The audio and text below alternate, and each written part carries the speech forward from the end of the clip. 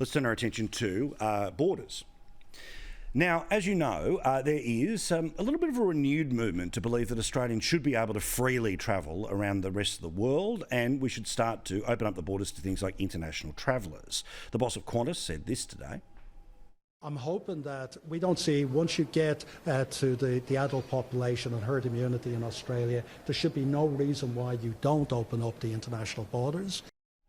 Well, part of the reaction to this is the Prime Minister saying, well, it doesn't really matter what happens with the 25 million people who live here because of the 7 billion who live everywhere else. There's plenty of COVID still out there. In fact, this is the Prime Minister making that point today, that if we did open the borders, there'd be a lot more cases coming into Australia. So Australians have become very used to the fact, particularly here in Western Australia, of having zero case numbers and zero community transmission. If we were to lift the borders and people were to come, then you would see those cases increase. And Australians would have to become used to dealing with 1,000 cases a week or more. And the truth is, he's right.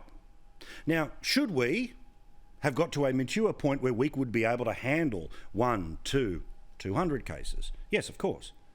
But literally, we have seen lockdowns in the past 6 months based off one case. And people love it.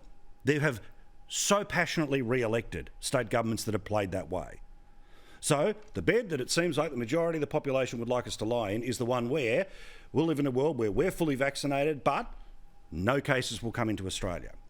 Well, can I give you an idea about the virus that is knocking on our little island nation's door? Globally right now, there are 24.5 million active COVID cases. Are 99% of them mild? You betcha. Are most people going to die of it? Absolutely not.